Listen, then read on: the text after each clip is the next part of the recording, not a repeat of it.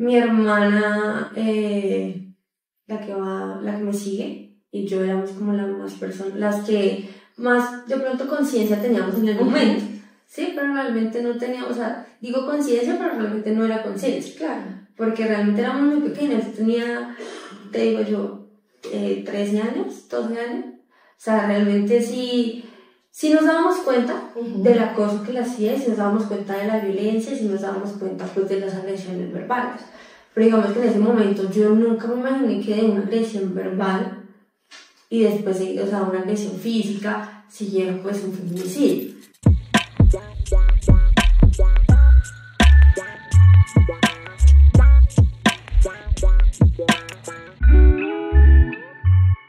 En tan solo el 2024, Colombia ha sido escenario de una escalofriante realidad. Más de 90 mujeres han sido brutalmente asesinadas en actos de feminicidio.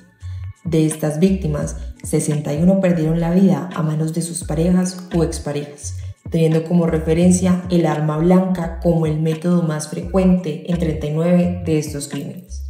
Estos números se traducen en un promedio de 18 mujeres sacrificadas cada mes, 4 vidas cegadas cada semana debido a los conflictos familiares. Bueno, Laura, un placer tenerte acá en este podcast que viene siendo Voces Afirma, en el cual hablamos de temas testimoniales y también desde un aspecto legal. Claramente el día de hoy vamos a hablar sobre feminicidio y agradecemos mucho el hecho de que puedas compartir tu experiencia el día de hoy respecto pues obviamente al caso de tu mamá. Bueno, Laura, entonces empecemos. Cuéntanos quién eres, a qué te dedicas, cuántos años tienes. Bueno, yo soy Laura Ayala, tengo 19 años, trabajo, estudio, soy hija de Marcela Ayala, víctima de feminicidio. Ok, bueno, cuéntanos entonces sobre tu familia. ¿Tienes hermanos?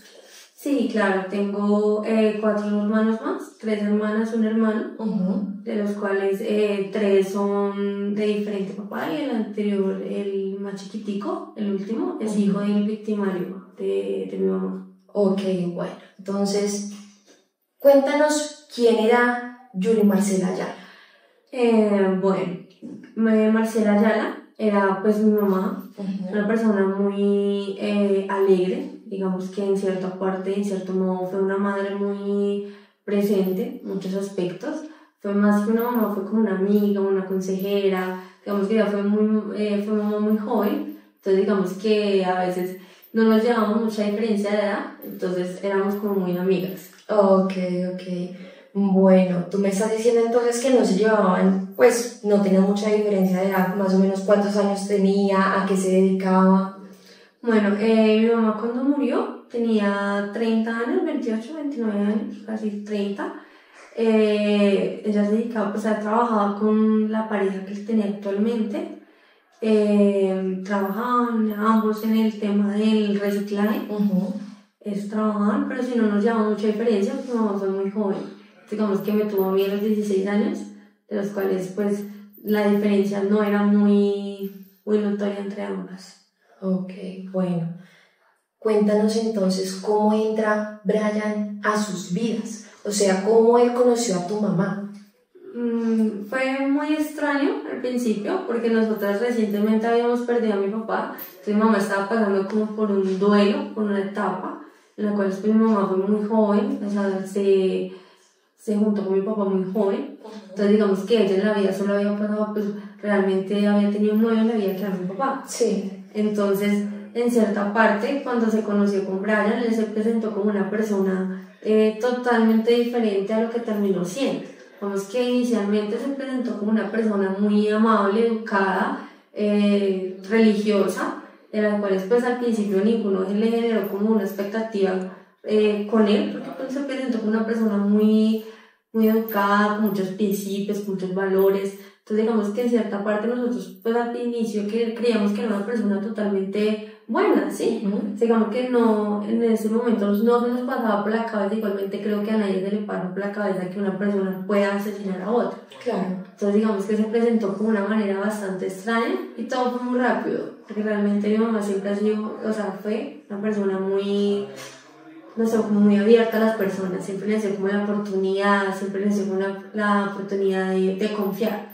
Su mamá siempre fue una persona muy confiada y en cierta manera pues él entró aprovechando esa situación, que mi mamá era muy confiada, pero realmente hasta ahora es que nosotros nos venimos a dar cuenta que realmente sí aprovechó la oportunidad, porque anteriormente pues nosotros, o yo era muy pequeña y no era muy consciente de las cosas en ese momento. Si tú pudieras describir cómo fue la relación entre Brian, en este caso el feminicida, y tu mamá, en un inicio, ¿cómo la describirías? Digamos que en un inicio, como toda relación comienza, con mucho afecto, mucho cariño, mucha comprensión, mucha ternura. Te prometo el cielo, la tierra, pero al final no. Sí. Entonces digamos que en cierta parte, pues al inicio, como todo fue muy rápido, o sea, en cuestiones de par de meses, ya estábamos viviendo todos, estaba él viviendo con nosotros, estaba viviendo con mi mamá. Entonces digamos que en cierta parte nosotros nos tomamos mucho el tiempo de conocerlo porque, reitero, éramos muy pequeñas, o en mi momento yo era muy pequeña, no era muy consciente, entonces fue todo como muy rápido. Entonces digamos que en cierta parte al inicio pues como toda relación en las mieles del amor, te quiero, te amo, entonces al inicio fue totalmente diferente. Ok, y ya al final entonces estamos hablando de cuando digamos pasa como cierto tiempo, que empiezan quizás como las peleas y todo eso, ¿cómo fue? Bueno, digamos que al inicio, como toda persona empieza a mostrar como sus lados, como sus fracturas, por decirlo así. En cierta parte al inicio era como muy celoso, de pronto empezaba con un empujón, como una palabra grosera, era como un posesivo, siempre fue muy posesivo. O sea, al inicio no, pero después se fue evidenciando que era muy posesivo. O sea, como yo te digo, mi mamá fue una persona que ella llegaba a un lugar y ella era la alegría. Ella hablaba con todo el mundo, se reía con todo el mundo, bailaba con todo el mundo, entonces era lo que le molestaba en el momento. Entonces al inicio fue como las palabras, el empujón, luego ya fue como avanzando el grado de violencia. Entonces digamos que en cierta parte, pues al inicio, obviamente es con mucho afecto, con mucho amor, pero cuando se va pasando la situación, cuando ya van viviendo un lapso de tiempo y ven cosas del uno que no le gusta, pues es totalmente complejo. Igualmente fue un par de meses que se dieron la oportunidad como de conocerse y realmente se fueron a vivir muy rápido y en la convivencia fue que chocaron. Y ese choque, llamémoslo así, porque tú me estabas comentando entonces previamente ciertas clases de violencia que se presentan. Un ejemplo, entonces la violencia que viene siendo verbal, llamémoslo así, también entonces se puede experimentar como otro tipo de violencia, llámese la violencia física, la violencia económica, la violencia psicológica, claramente. Sí.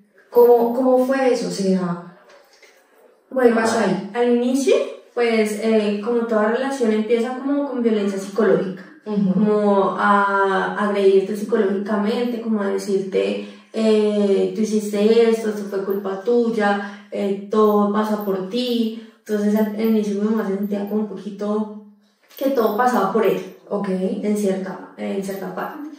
Luego pues la agresión verbal, obviamente no faltaban los malos tratos, el que te digo esto, te digo lo otro, obviamente pues con groserías. Mi mamá siempre fue una persona que realmente ella no se dejaba agredir, o sea, en cierta parte verbalmente, igualmente ella también respondía, pero porque se sentía como ya muy atacada.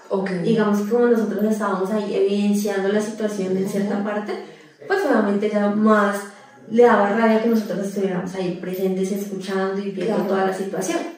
Entonces, al principio fue como la agresión verbal, siempre estuvo ahí la agresión verbal, siempre.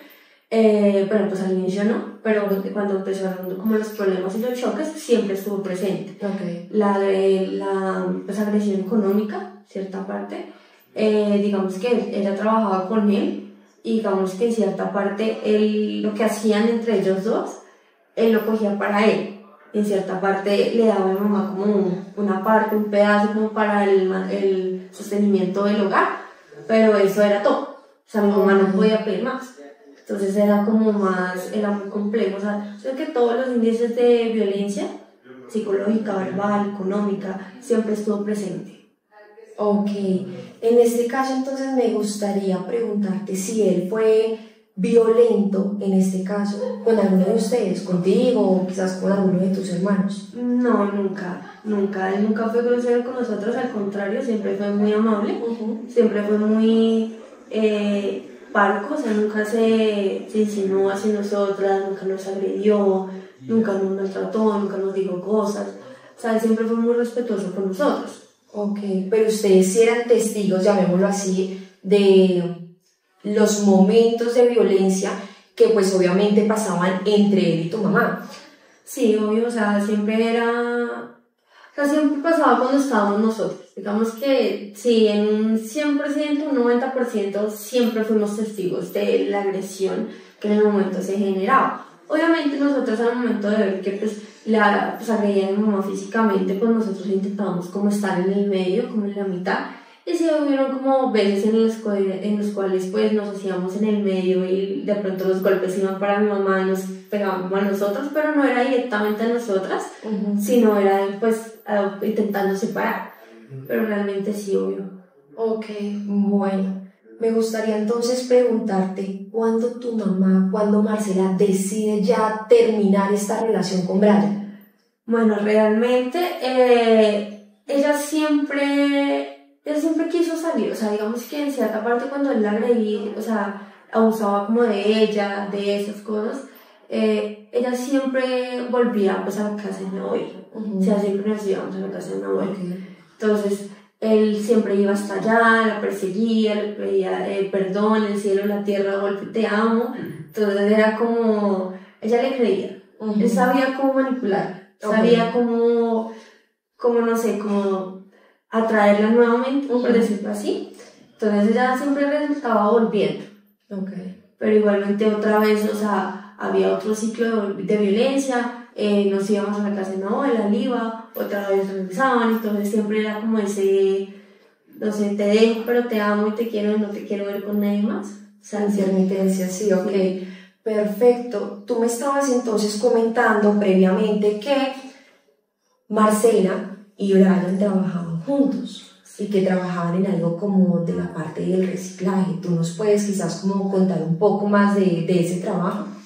Bueno, pues inicialmente cuando ellos se conocen, pues obviamente él se presenta, pues cuando él se presentó a mi mamá, pues conoce a la familia, además la familia es como muy influyente en el tema de ese reciclaje, tienen varios negocios, tienen una economía muy estable por medio de ese pues, medio de trabajo.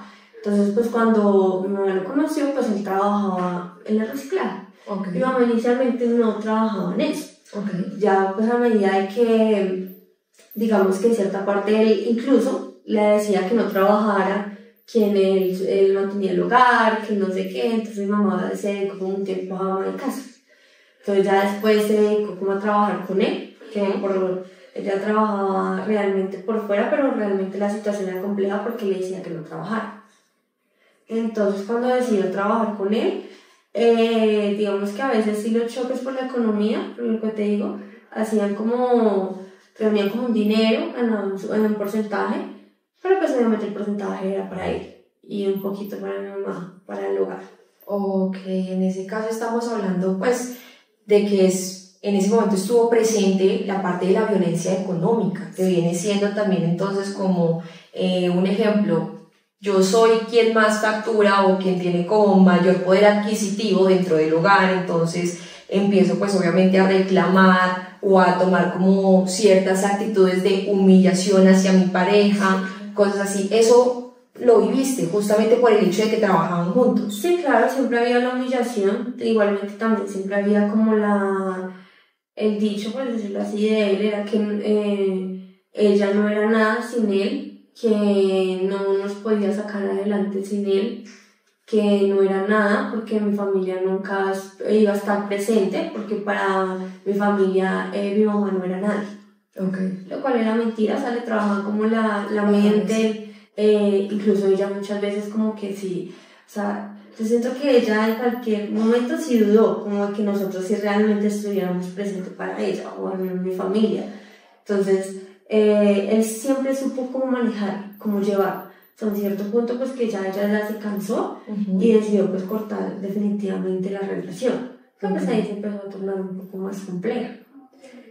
En ese punto, tú misma lo acabas de decir, digamos como que Brian trató de hacer dudar quizás como a tu mamá respecto al hecho de que ustedes siempre fueran a estar pues obviamente para ella, pero sí me gustaría preguntarte, cuando ellos terminaron, ¿tu mamá dejó de trabajar con él? O sea, ¿cambió de trabajo o cómo fue la cuestión ahí? Sí, claro, cuando ella decidió de un ciclo de violencia ya muy fuerte que se vivió, muy fuerte, ella cortó la relación. Okay.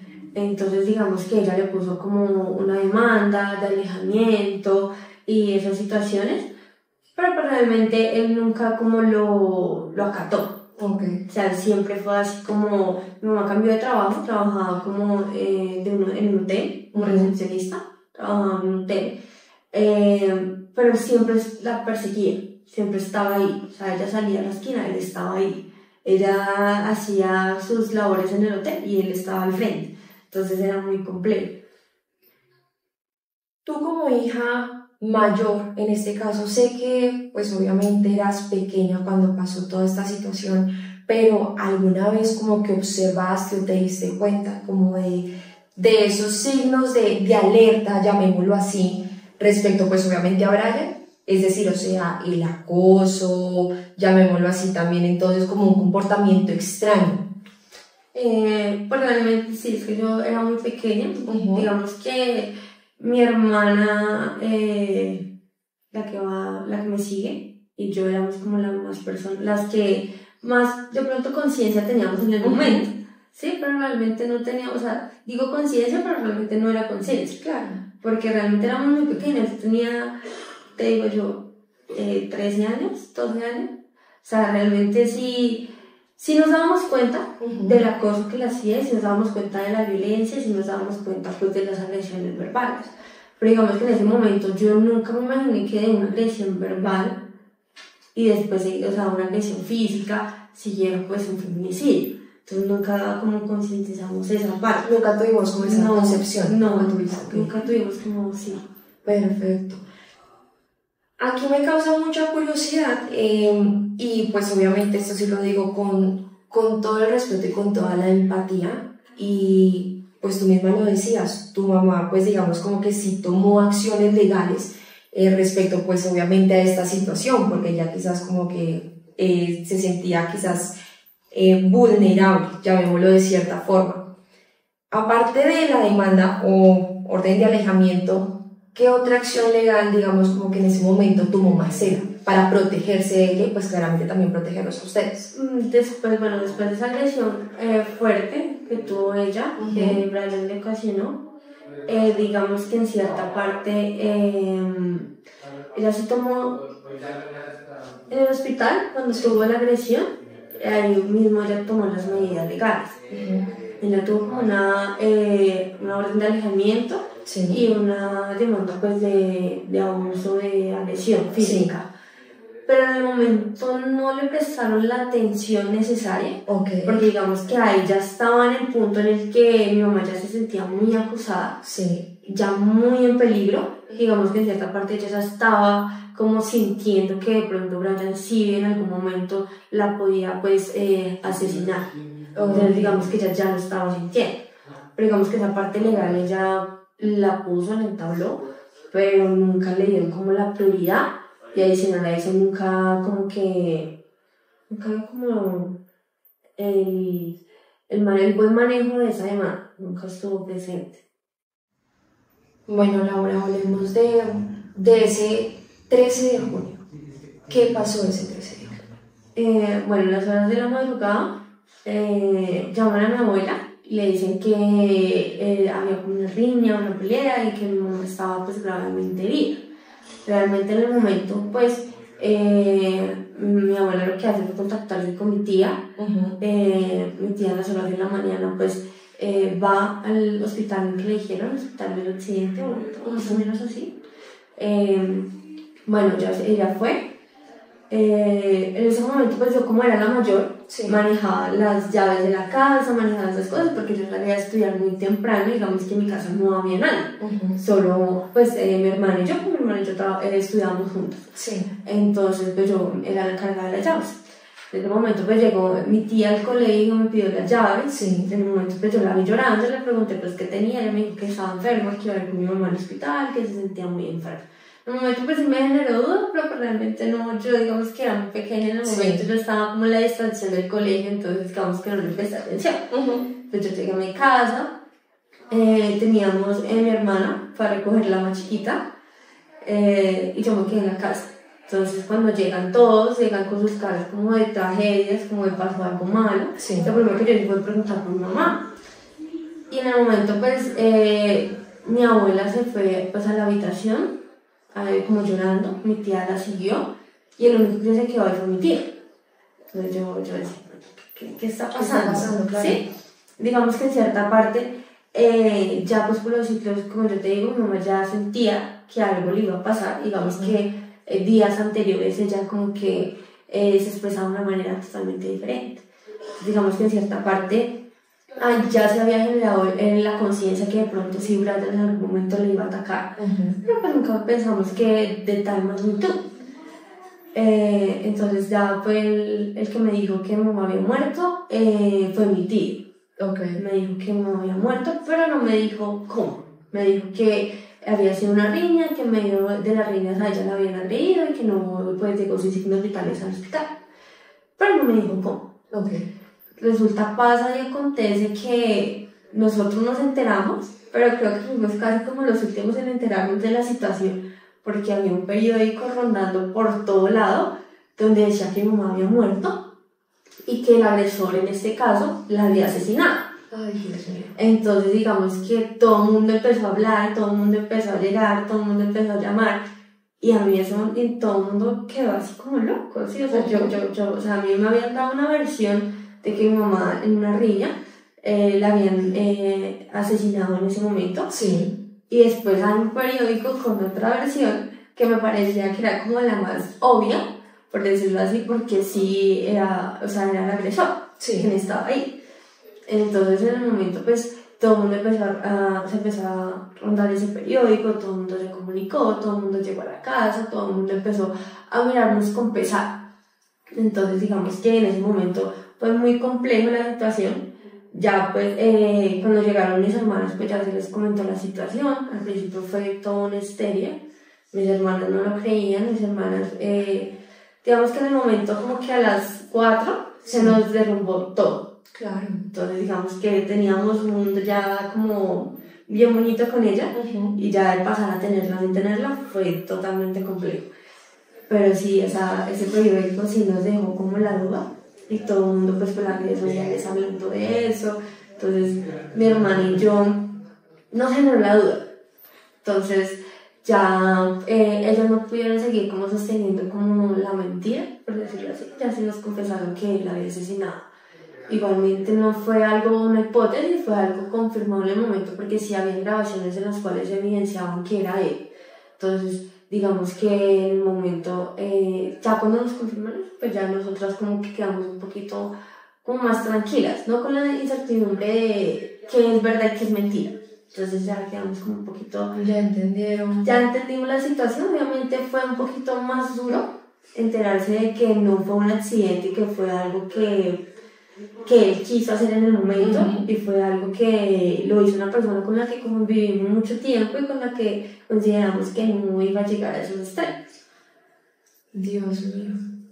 Después entonces de enterarte, llamémoslo así, de esta noticia por medio de este periódico que empezó a circular, ¿cómo te sentiste? O sea, ¿cómo fue tu reacción? Porque claro, o sea, es un dolor inmenso. Yo creo, todavía no he perdido a mi mamá y espero que Dios me la dé muchísimos años más, pero realmente, o sea, debe ser un dolor increíble y más allá de eso, el hecho de por lo menos, o sea, compartir con una persona claramente que tenía quizás como la figura, llamémoslo así, como paterna, en este caso en la casa, y que esa persona haya sido quien le arrebató la vida a tu mamá.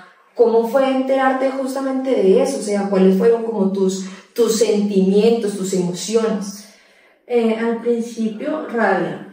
Digamos que en cierta parte nos sentimos vulnerables, mis hermanos y yo, de estar como expuestos un poquito a que la gente opinara, que la gente siempre opinaba muchas cosas. Optamos pues en mi familia y yo por pasar el duelo juntos, encerrados, digámoslo así, en cierta parte, pero juntos. Entonces optamos por eso. Obviamente no faltaban los comentarios cuando uno salía de pronto a comprar algo o salíamos de pronto a comer algo todos, y los comentarios eran como pobrecitas. Primero pues porque mi papá murió años antes, primero el papá, luego la mamá, pero la mamá les dejó algo, una herencia, una pensión. Entonces eran como comentarios innecesarios, que a nosotros nos afectaba, a mi abuela le afectaba, a mis tíos les afectaba, porque estábamos pasando por un duelo terrible. Y aparte, pues esos comentarios nos sentimos un poquito como vulnerables. En cierta parte también los comentarios nos afectaban. La información le llegó por todos los periódicos acá y a todas las personas, por decirlo así, a nuestros allegados. Ellos se enteraron, algunos se enteraron por medio del periódico, sino por decirlo todos, prácticamente. Entonces fue más complejo la situación porque fue algo que todo el mundo se enteró. O sea, no fue algo que se quedó en la familia de pronto pasando el duelo, sino todo el mundo se enteró y fue más complejo aún la situación de estar al ojo y a la habladuría de muchas personas. Entonces fue muy complejo esa situación. Claro, me imagino. En este caso, ¿qué pasó con Brian? Bueno, pues cuando se determinó eso, nosotros tomamos como acciones legales en el momento. Él se desapareció. O sea, en el momento cuando mi mamá, ella falleció, y pues como todo el tema del periódico, como todo el tema del duelo, como digamos que en el momento lo único que estábamos pensando en el momento era como el funeral, el entierro y cuadrar como las cosas funerarias. En el momento pues cuando tomamos las acciones legales, él nunca apareció, se fue. Ahí lo capturaron ya meses después en la ciudad de Villavicencio por un párrafo que quedó mal en la orden de captura. Lo soltaron. Y cuando lo soltaron, ya hasta el año pasado, que fue más o menos casi como 3 años, 4 años prófugo, fue que lo capturamos. Pero en realidad, gracias a mi tío y a mi tía fue que lo capturaron, porque realmente las autoridades en el momento no hicieron nada. Eso era, mejor dicho, un complique, porque muchas veces lo veían y él, digamos que en cierta parte se metía en lugares públicos, o de pronto la policía cuando iba a hacer como sus allanamientos o para capturarlo, se delataban ellos mismos. Entonces digamos que él como que empezó a coger mucha experiencia para confundirnos. Entonces fue muy tedioso, es muy complejo. Dios mío. En este caso quisiera pues, preguntarte, en ese tiempo en el cual, digamos, Brian queda en libertad, llamémoslo así, por esos 2 párrafos o por ese párrafo, ¿tú te lo volviste a cruzar algún día, digamos, en la calle? Digamos que cuando yo estudiaba en una zona en la cual nos quedaba muy cerca a donde la familia tenía pues sus negocios, y digamos que en cierta parte sí nos encontramos con la familia. Obviamente nos señalaban, hablaban, y era muy evidente que hablaban de nosotros. Entonces digamos que eso era mucha emoción para nosotros, mucho choque. Entonces sí me lo encontré un par de veces, sí lo vi.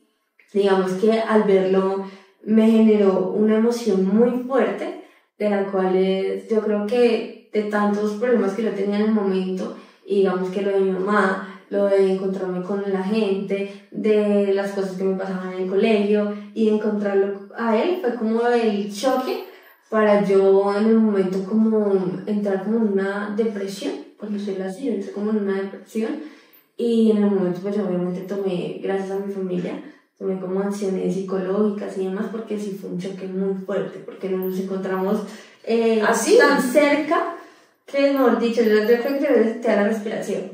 Entonces fue encontrarlo muy cerca, digamos que él se quedó mirándome como de una manera muy extraña, como si yo fuera mi mamá. Entonces era como muy complejo la situación. Obviamente en el momento yo me quedé tiesa, paralizada, yo lo único que hacía era llorar. Y la que en el momento me hizo reaccionar fue mi hermana, porque si ella no estuviera ahí, yo no sé, yo no sé qué hubiera hecho. Claro. Tú nos estás contando entonces que al momento de tú ver a Brian, sentiste entonces como esa depresión, llamémoslo así, muy probablemente quizás ansiedad también por no saber cómo reaccionar básicamente, pero entonces, ¿qué otras emociones o qué otras, sí, llamémoslo así, o sea, qué otros sentimientos pudiste sentir al ver, digamos, al feminicidio y tenerlo básicamente así a pocos metros, que tú decías, mejor dicho, ya le siento aquí la respiración, y no poder como reaccionar o decirle algo o quedar como en shock? Sí, como tú bien lo dices, yo quedé en shock, o sea, yo quedé tiesa, paralizada, yo no me movía, lo único que hacía era llorar. ¿Qué emociones sentí? Tristeza, no sentí rabia, ¿sabes? No sentí rabia y tampoco como rencor ni demás, porque digamos que yo empecé y nosotros empezamos un proceso en los cuales decidimos dejar la rabia, el rencor a un lado y digamos que enfocarnos mucho en la justicia, en hacer justicia, pero fuera de la rabia y el rencor. Entonces yo no sentí rabia, tampoco rencor, sí sentí tristeza, porque la muerte de una persona, independientemente que sea mi mamá, hablo por todas las personas que en el momento están pasando por esto, pues ver a la persona que mató a tu mamá o tu hermana o no sé, tu hija, es complejo. Claro. O sea, a mí no me generó rabia, porque lo que te digo, dejamos como esa rabia a un lado, pero eso me generó tristeza, de pronto me generó como ansiedad. Aparte de esa tristeza y esa ansiedad, pues obviamente se juntaron y me generaron un impacto fuerte que se generó pues la depresión en ese momento. ¿Y cómo manejaste entonces como esta depresión, llamémoslo así, como estas reacciones? Digamos que en el momento pues yo no sabía que yo tenía una depresión, sino fue que a raíz de eso empezaron a pasar situaciones en el colegio. En el colegio decía, no quiero seguir más en el colegio, estoy cansada, se me juntaron como, no sé, ver a Brian, las cosas que me pasaban en el colegio y de pronto cuestiones médicas, se me juntaron todo y yo decía, yo no quiero más, yo estoy cansada, no quiero más, no soporto más. Y la persona que realmente siempre estuvo ahí fue mi abuelo. Siempre nos decía como, no nos va a quedar grande, no pasamos la muerte de su papá, la muerte de su mamá, estamos pasando este duelo, no nos va a quedar grande. Claro. Yo en el momento o sea, como que lo veía así como, no, es que ya estoy cansada. O sea, yo decía, yo ya estoy cansada, yo no lo veía como el lado positivo, en cambio ya sí. Decidimos tomar asesoría psicológica, lo cual es algo muy importante. Las personas que vayan a ver este podcast, te los digo, es muy importante tomar asesoría psicológica, porque te ayuda de una manera totalmente que no sé cómo explicar. O sea, a mí en el momento cuando me empezaron a hablar de cosas como manejar la ansiedad, porque me empecé a depender mucho de la comida. O sea, comer. Comía 2, 3, 4, 5 veces al día. Entonces ya me estaba afectando también la parte médica. Entonces empecé a manejar la ansiedad, tomar nuevos hábitos. Digamos que en cierta parte ya empecé como, siempre me ha gustado la lectura, pues empecé como con los temas de la lectura. Mi abuela siempre ha estado ahí, mi abuela siempre ha estado en los procesos de nosotras. Y digamos que ahorita en ese momento ya me encuentro bien. Digamos que en cierta parte obviamente es muy importante seguir con el tratamiento psicológico, pero en este momento te puedo decir que me siento tranquila. Ok. Quiero recalcar una cosa y es lo que estabas diciendo previamente de la parte, pues digamos, de que tuviste como una ayuda, en este caso psicológica, pero todo esto pasó en el colegio. Digamos, la institución educativa puso a su disposición algún psicólogo, alguna psicóloga, o esto fue netamente, digamos, por parte de tu familia. No, bueno, cuando sucedió eso, obviamente, pues por el periódico, por las redes sociales, pues muchas personas de mi entorno estudiantil se enteraron. Sí se le comentó a los directivos la situación, Sí. porque mi familia siempre ha tomado como la prevención de que en el momento nosotros no nos digan como ciertas cosas, porque sí nos da muy duro esos comentarios. Sí. Entonces ellos tomaron como la acción de decirle a los directivos, pero siempre había cuestiones en las cuales nos sentíamos totalmente diferentes a los demás. Claro. En cuestiones de tareas, en cuestiones de presentaciones, cuestiones de que vamos a hacer un árbol genealógico, hablen de sus familiares, y nosotros éramos como, no tenemos papá, no tenemos mamá, entonces era muy complejo esa situación. Entonces digamos que en cierta parte no nos prestaron la ayuda psicológica, porque sería mentira decirles que sí. Sí. No hubo esa atención psicológica, todo fue por parte de mi familia. Digamos que la acción inmediata fue por parte de mi familia, pero nunca hubo como una ayuda del colegio, realmente. Nunca hubo como ese apoyo por esa parte, por ese tema. Abarcando entonces otros temas, pues obviamente tú ya lo dijiste en un inicio, cuentas pues obviamente con más hermanos y el menor de todos ustedes es hijo de Brian y de Marcela. Actualmente, ¿quién tiene la custodia de él? Bueno, teníamos un tema complejo con él, porque fue el hijo del victimario. La custodia originalmente la tiene la parte paterna, la abuela paterna. Okay. Realmente en el momento, pues, nosotros no actuamos en el momento para ver pues, al niño, porque nos daba miedo, porque nos llegaban muchos comentarios de que incluso el niño, estando con nosotros, nos confirmó lo que ya sabíamos, que el victimario iba, lo visitaba, que estaba con él. Entonces imagínate nosotros llegar a golpear buenas, ¿cómo están? Y que salga él, pues obviamente eso era un choque feo. Claro. Entonces nosotros dejamos un tiempo el tema del niño quieto, o sea, dejamos como ahí. Actualmente, ya cuando pues al victimario lo capturaron, yo tomé acciones legales. Al principio no. Al principio todo fue como muy hablado, la abuela paterna estuvo como muy a la disposición de que sí se lo podía dejar ver, pero fue a los términos como ella quería. O sea, todo fue a lo callado, no fotos, no videos, no, o sea, si salíamos con él eran 15 personas detrás de él, entonces era muy tedioso. Imagínate nosotros salir con el niño y ver a todas las personas, toda la familia de él. Claro. Entonces era muy complejo. Hubo un tiempo que él iba a cumplir años, en noviembre del año pasado. Nosotros le enviamos unos regalitos. Ya habían días que no nos contestaban las llamadas, que no nos dejaban verlo, que no nos hablaban, que no nos respondían. Obviamente ese día que cumplió años él, pues le enviamos unos regalitos con mis tíos. Ellos fueron, les dieron unos regalitos y no se los recibieron. Que una vez nos hicieron la idea de que no nos iba a dejar verlo, sino tenían como una parte de un juez que les dijera que sí. Okay. En efecto, pues yo peleé en el momento pues la custodia, digámoslo así, compartida. Y en ese momento pues sí, ya estamos como en el proceso de vernos, nos hemos visto, ya estamos compartiendo más con él, pero es un tema bastante complejo. Teniendo en cuenta todo lo que me estás diciendo, ¿qué pasó en septiembre del año pasado? ¿Qué ha pasado hasta el día de hoy? Bueno, en septiembre del año pasado pues lo capturaron. Realmente fue muy extraño, porque de cierta parte desde que murió mi mamá empezamos como a sentir las cosas, ¿sí?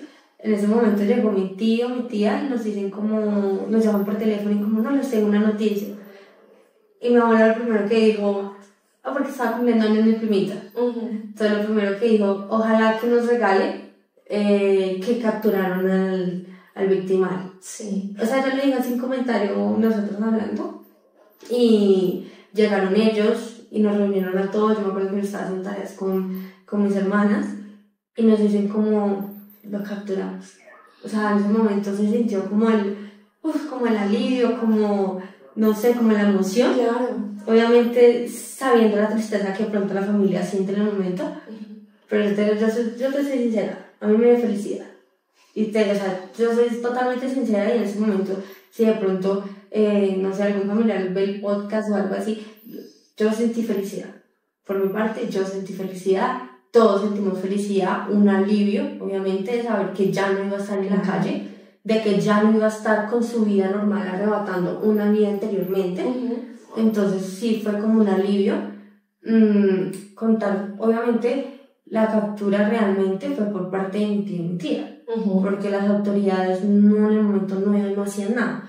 Mi tío y mi tía eran días, noches, madrugadas que estaban en busca de él, cambios de carro, cambios de moto, se metían a lugares en los cuales eran totalmente terribles, que jamás en la vida ellos habían entrado, precisamente para eso, para lograr la captura.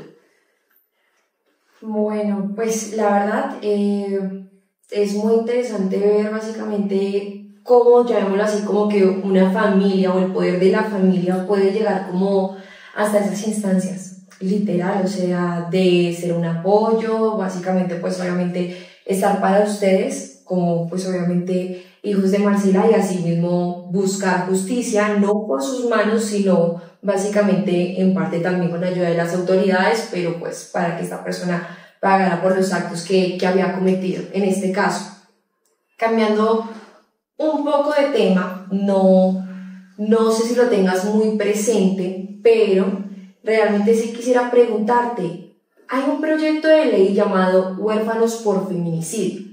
¿Tú has escuchado algo sobre este tema? ¿Qué piensas al respecto en tal caso de que sí? Cuando se planteó como la idea del proyecto inicialmente, nosotros realmente, antes de que capturaran a Brian, estuvimos mucho en procesos de entrevistas porque queríamos como hacer de pronto conciencia a las personas con referente a este tema.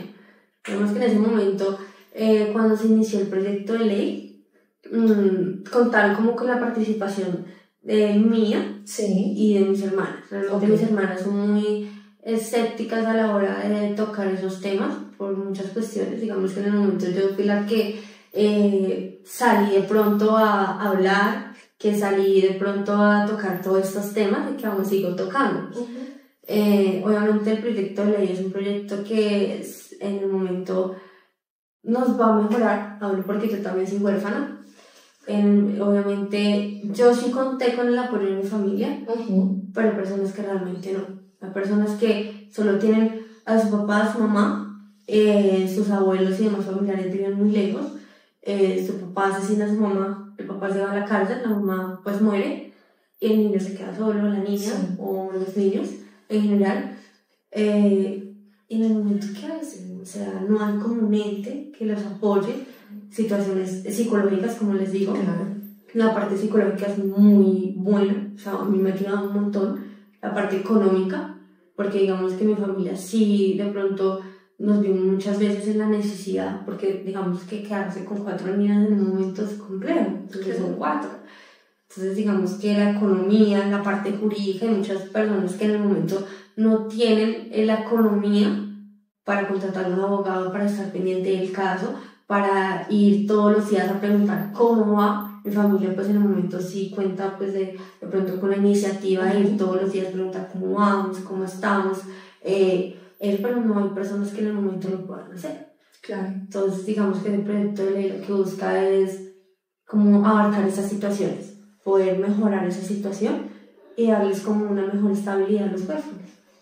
En este caso, ¿qué consejo tendrías quizás para otros niños o para otros jóvenes que pueden estar pasando o han pasado por una situación similar, por no decir la misma en este caso, que la tuya y la de tus hermanas? Bueno, ¿qué consejo les daría? Realmente la ayuda psicológica, lo reitero nuevamente, es algo muy bueno. Hablar con otra persona que externa a tu familia, a tus amigos, a todo, que en el momento no te conozca, pero que conozca solo lo que quiere solucionar, es bastante bueno.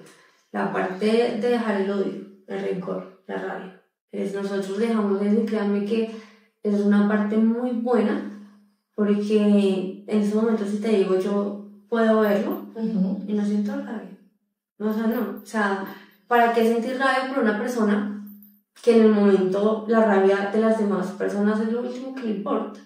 Entonces, nos contaminamos nosotros, se contamina mi familia y nos contaminamos entre todos. Entonces nosotros dejamos la rabia, el odio, el rencor a un lado y buscamos es hacer justicia, justicia pues en base en el que confiar en las autoridades. Ok, bueno. Ya entrando pues digamos como que en materia, en la parte legal, te quisiera preguntar, ¿tú de casualidad sabes cuáles son los derechos legales específicos que protegen a los niños y a las niñas de las víctimas en este caso de feminicidio en Colombia? Realmente no tengo muy claro. No, realmente no. ¿No? Bueno, entonces yo te explico. En Colombia, los menores, en este caso los hijos y pues las hijas de las víctimas de feminicidio, aquí tienen derecho a recibir atención psicológica, atención integral, incluyendo pues obviamente la parte psicológica, la parte educativa y también la parte social. Asimismo, estos derechos están respaldados bajo la ley más conocida como la Ley de Rosa Elvira C. ¿Listo? Que establece claramente las medidas de protección integral contra la violencia de género, para que pues claramente lo tengan también muy en cuenta nuestros espectadores. También te quisiera preguntar, bueno, respecto al tema de huérfanos por feminicidio, tú claramente nos decías que este proyecto de ley también busca brindar como cierto apoyo económico a las personas que no tienen, llamémoslo así, como la capacidad monetaria, llamémoslo así, para acceder a un servicio jurídico para pues obviamente estos casos, pero adicionalmente, llamémoslo así, ¿sabes entonces las medidas concretas en este caso que propone este proyecto de ley? Y adicionalmente entonces, ¿cómo se podría asegurar la protección y el bienestar de los menores afectados? No lo tengo muy claro. Sé que en el momento sí se busca como una ayuda jurídica, los cuales pueden seguir como el caso, que si en el momento de pronto no se puede pagar un abogado, se pueda pagar de pronto pro bono, financiado, buscar como esas situaciones. No lo tengo muy claro específicamente, pero es como así. Efectivamente, pues como tú misma lo decías, básicamente entonces este programa aquí en Colombia busca garantizar por lo menos becas educativas para las personas que realmente no tienen la capacidad económica, precisamente porque, un ejemplo, pueden contar como con madres cabeza de hogar, o en este caso pues obviamente que es un tema que recae en muchos de los casos de feminicidio, y es que al momento de que claramente como que muere la madre, la custodia entra hacia la abuela materna, en tal caso de llegar a estar pues claramente presente, y resulta que son personas ya de la tercera edad a las cuales es muy difícil o les queda un poco difícil acceder a un trabajo que les dé claramente unas condiciones bastante buenas para claramente vivir ellos, y pues claramente pues entonces en este caso darle como una muy buena calidad de vida, llamémoslo así, pues a sus nietos. Asimismo, pues entonces busca atención médica prioritaria, también pues obviamente el apoyo económico como te lo decía anteriormente, y también pues obviamente beneficios específicos en el sistema de salud, justamente. ¿Por qué? Porque pues claramente los menores en este caso quedan con ciertos traumas, que es mejor claramente, o sea, darles como una atención psicológica prioritaria para que pues no tengan, llamémoslo así, como estos traumas en un futuro. Otra pregunta que digamos, o sea, sí te quería hacer era el hecho de los obstáculos legales que tú, o sea, podemos decir como en carne propia, tú y tu familia vivieron al momento entonces de buscar justicia y reparación después de este feminicidio. Bueno, los obstáculos eran inicialmente que, pues obviamente el párrafo que faltó en la captura inicial, luego de como los obstáculos que en el momento la justicia nos daba, que era como no, en el momento no podemos, sí, o no está la captura, o no podemos estar 24 horas pendiente de la situación. Mi familia lo llamaba, le decía, aquí está al frente de nosotros, se demoraban 30 horas, llegaban con las sirenas a todo volumen. Obviamente eso era algo que él iba en el momento como asustarse, se iba pues a buscar nuevamente. Obviamente muchas veces se dejaron como delatar, por decirlo así, iban como muy evidentes. Claro. Hay muchos obstáculos en el momento que cambió de del momento de fiscal.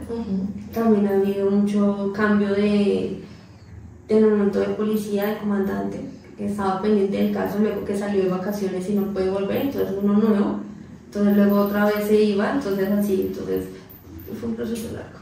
Claro, y realmente eso sí pasa mucho en las instituciones, llamémoslo así, o en las entidades estatales, que entonces, claro, se va de vacaciones una persona y entonces recibe quizás el caso otra, y bueno, como que los procesos son bastante largos, y también pues obviamente el acceso a un servicio judicial es a veces un poco remoto, llamémoslo así, o mínimo, debido a que pues claramente los servicios judiciales son a veces muy costosos y hay personas que no tienen la capacidad económica pues para acceder a ellos. En este caso, ya de las últimas preguntas para concluir y para dejarle muy claro, digamos, a los espectadores, si tú nos pudieras decir, o sea, la principal diferencia que hay entre el feminicidio y otros tipos de homicidio, ¿cuál crees que sería?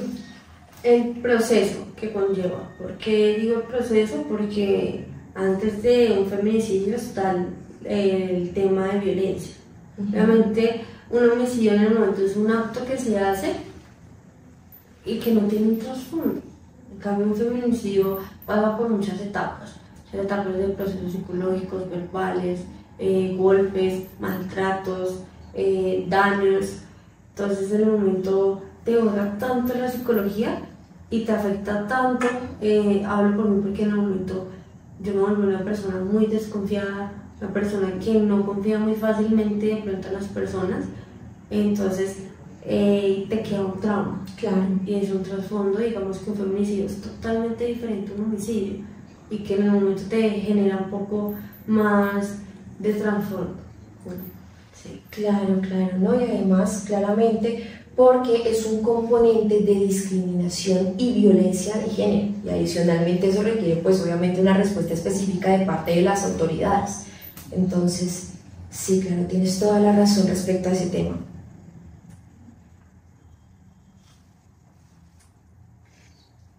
Ya. Listo, volvemos. 1, 2, 3. No sé, Laura, en este caso, si tú pues sepas como qué papel juega, llamémoslo así, la ley de Rosa Elvira Celi en Colombia respecto a la protección de los derechos, en este caso de las mujeres, y la prevención de la violencia de género. Realmente no tengo mucho conocimiento de qué papel juega. Sí sé que en el caso de mi mamá se tiene en cuenta la ley de Rosa Elvira Celi, una de las entes que nosotros, por parte de los abogados, por parte de fiscalía y demás, se tomó el proceso de esa ley. Realmente no sé muy bien a detalle qué abarca, pero sí sé que se tiene pendiente. Bueno, te comento a ti y le comento claramente a nuestros espectadores que la ley de Rosa Elvira Celi es fundamental básicamente para la protección, en este caso de los derechos de las mujeres, en medidas de prevención, en medidas de protección y asimismo en medidas obviamente de sanación en contra de la violencia de género. Esta ley lo que promueve claramente es la igualdad de género y asimismo erradicar las prácticas que perpetúan la violencia, en este caso de las mujeres, bueno, en contra de las mujeres. Asimismo, pues digamos, quisiera recordar los recursos legales que están disponibles para apoyar a los hijos o a las hijas de las personas que fueron víctimas, en este caso por feminicidio, en términos de apoyo psicológico, educativo y claramente económico. Para toda la parte, digamos, de los recursos legales se incluyen también la asistencia psicológica gratuita por parte de la salud pública. En este caso hay becas educativas que las pueden dar desde, digamos, o sea, las entidades gubernamentales, así mismo como para las ONGs, y también subsidios económicos para las familias que están en una situación de vulnerabilidad. Y ya lo último que ya te quisiera preguntar, Laura, es: si tuvieras tú, como víctima en este caso, que hacer alguna recomendación legal para mejorar la aplicación efectiva del proyecto Huérfanos por Feminicidio aquí en Colombia y garantizar que cumpla esos objetivos, ¿cuál sería? ¿Un consejo? Sí, una recomendación. Realmente que sí se pongan en el lugar de los huérfanos, que sea un proyecto que lo hagan de corazón, que sea un proyecto que sí abarque las necesidades principales del huérfano, que no sea un proyecto por hacer un proyecto, que no sea un proyecto realmente que lo hagan, de pronto se vuelva en el momento algo y que de pronto lo abandonen en el momento, porque no se cumpla, porque si están haciendo un proyecto que abarque los huérfanos es para darle la prioridad a ellos, a un huérfano, a buscar las medidas, a estar los entes, porque si en el momento que uno va a tocar las puertas no hay nada, pues es complejo.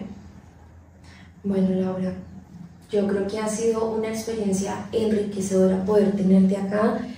Siento que eres una persona muy valiente por dar este testimonio hoy en día y por claramente haber superado un montón de obstáculos que muy probablemente te han llevado a tomar ciertas decisiones y hoy en día estar acá acompañándonos, hablando también, o sea, de esta situación que no es fácil, pero que sé que claramente estás dispuesta a dar tu testimonio para que quizás las personas que nos están viendo y cualquier persona que quizás te escuche, quizás tenga como en cuenta estos signos de alerta para prevenir o pues claramente como que para evidenciar mucho más fácil como todas estas situaciones, llamémoslo así, que se pueden presentar previamente a un feminicidio. De verdad, muchísimas gracias por tenernos en cuenta y por darnos también, o sea, la oportunidad de tenerte aquí en Voces Afirma, dando tu testimonio y nada, de verdad, o sea, te deseo lo mejor y espero muchísimas cosas grandes para ti. No, gracias a ustedes por tomarse el tiempo de poder escucharme, de poder tener como el conocimiento referente a eso, que es un tema bastante importante, y nada, las personas que vayan a ver esto igualmente, el primer signo de alarma es totalmente necesario que actúen en el momento. Bueno, muchísimas gracias a todos nuestros espectadores. Les recomendamos que por favor, si ustedes evidencian algún síntoma o alguna situación, llamémoslo así, de violencia y adicionalmente que ustedes como que puedan prender las alarmas, contáctenos. Aquí en Afirma Legal podemos brindarles un apoyo a ustedes. No necesariamente tiene que ser económico, aquí también manejamos todo lo de la práctica pro bono, que básicamente es llevar casos para ayudarle a las personas, para contribuirles como tal a la sociedad de carácter netamente gratuito. Así que de verdad procuramos claramente que los feminicidios en este caso disminuyan, aportando y pues dándole quizás como un valor agregado a la sociedad. Así que en cualquier situación, por favor, contáctenos, que muy probablemente nosotros les daremos una asesoría jurídica especializada para ustedes. Muchísimas gracias y nos veremos entonces en un siguiente episodio de Voces Afirma.